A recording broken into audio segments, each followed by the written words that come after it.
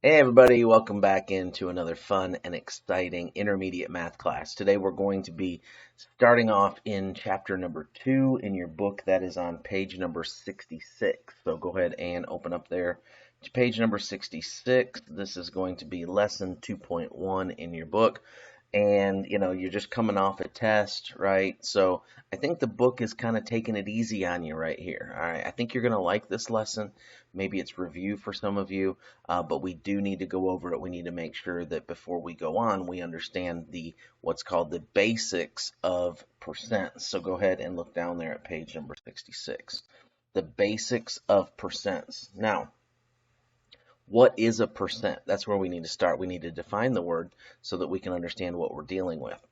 The word percent, and I broke it up for you, percent means by hundred.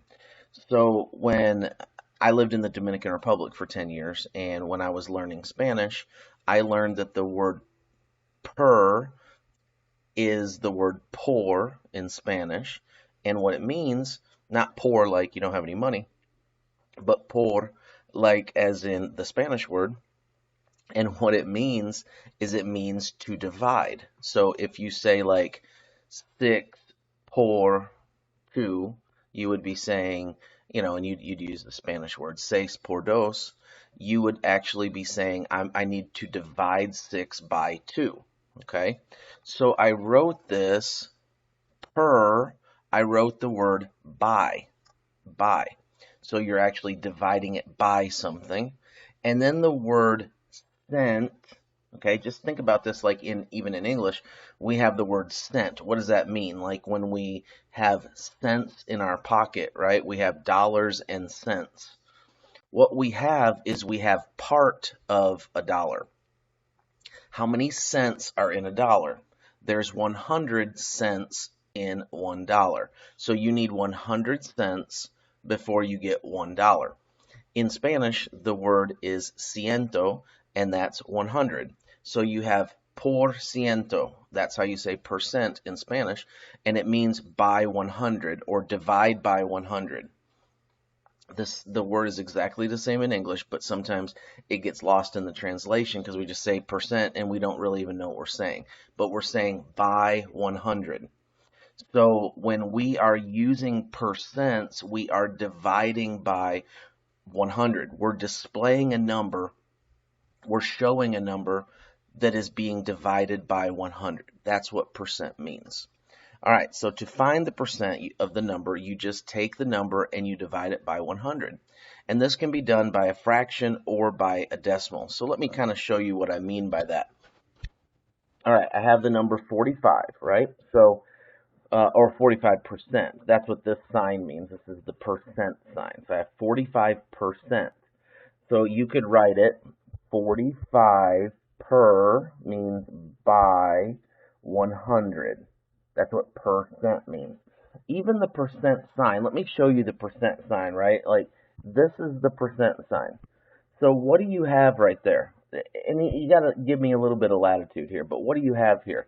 Look, you have a 1, right? And then you have a 0 and a 0.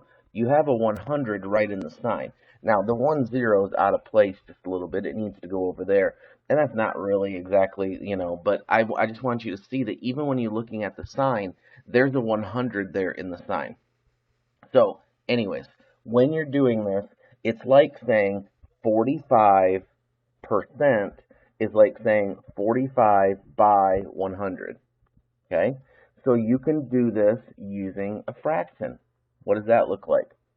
45 by 100. What does this bar mean in math and in fractions? It means to divide. So we're doing 45 by 100. Okay? So all the words are there, and it's really quite simple. Now what do? You just divide. And you might say, well, I can't divide that. And you're right. You're going to come out with a decimal number. So if you want your percent as a fraction, this would be your fraction. Now, we can reduce this, right? So what we need to do is we need to say, okay, what's my GCF? What number can go into both of those? And 5 goes into both of those, right? 5 goes into 45 9 times, and 5 goes into 100 20 times. So 9 over 20, this would be our answer. So 45% written as a fraction would be just a division problem. Okay? Now, if you want to turn that into a decimal, you can do that. How do you turn a fraction into a decimal? This is from one of the last lessons that we did. If you want to keep going with this, you would just take this fraction that you got and you would knock it over and divide it. So you would say, okay, so 20 goes into 9.000. We don't know how many zeros we're going to need, but that's how we would solve it. So put your decimal up here. 2 goes into 9, let's see, 4 times, and we get 80 and 120, and then 5. Oh, look, we're back to 45. Interesting. And then 100, and that gives us 0. So our fraction would be 9 over 20. Our decimal would be 0.45. What does that mean? What does 0.45 mean? Well, if you say that, listen to what you're going to say. You would say, because of where the decimal is, you would say 45 hundredths. 45 hundredths. Now, look what we're doing again. 45 by 100. So the way to say that is actually 45 hundredths when it's a decimal. And how would you say this fraction right here? You would say this fraction 45 hundredths as well. Now you do have to reduce your fraction, so you wouldn't actually use 45 hundredths, but that's where you would start. You would start with 45 hundredths, right? So the way to do this is to remember, it's percent by 100. If you can remember that, you should have no problem doing these fractions to decimals to percents. They should all just kind of go together because everything is by 100. All right, next and last. This is great, right? This is going to be a short video. You can change a decimal to a percent by simply moving the decimal 2 places to the right. Do you remember when we did that? When we divided by 100 or when we multiplied by 100, all we were doing is moving the decimal. So all you need to do is move the decimal 2 places to the right and then place a percent sign. All right, so check this out. I have a decimal and I want to move it to a percent. How do we do that? We take our decimal 1, 2 places. We're just going to move it there. So 57. Now, you don't have to put your decimal there because it's a whole number, right? So now if you had something over here still, then you would need your decimal, but we don't have anything there. So we can just leave that one, just 57. And then we have to place a percent sign. So then we would place our percent sign. So we would read that 57% or 57 by 100 or 57 hundredths. Okay? And that would be the same to read that 57 hundredths, 57%, 57 over 100. It's the same way of writing the same number, the same part of 1, right? This is not a whole number. This is a decimal number. This is a fractional number. This is a percent. This is by 100. Let's practice another one. So all we need to do, because we're moving this from decimal to percent.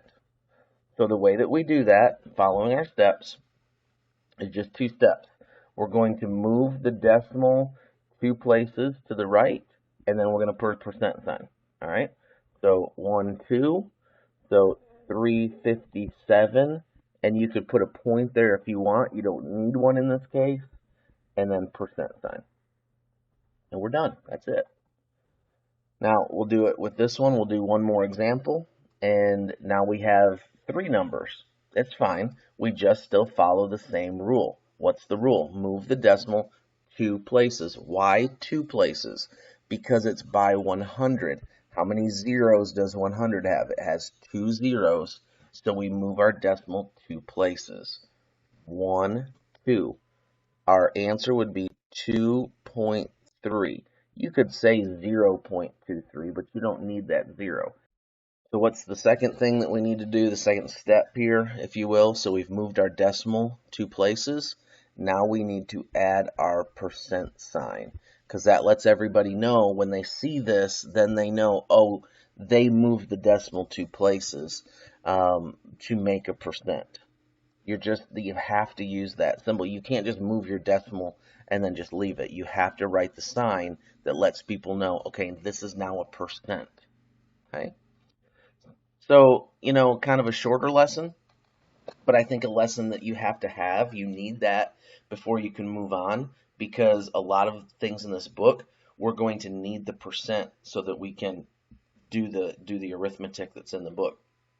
Because in the future they're going to say, like, what's 10% of a number? What's 25% of 8, for example? And you're going to need to know how to move the decimal and how to multiply by 100, how to divide by 100, all those different things. So this is just kind of the next step into where we're going. So make sure that if you missed anything there, you slide it back, you take a look at it, and make sure that you know how to do these percents by 100. All right, that's all I've got for you. Have a good one. Bye-bye.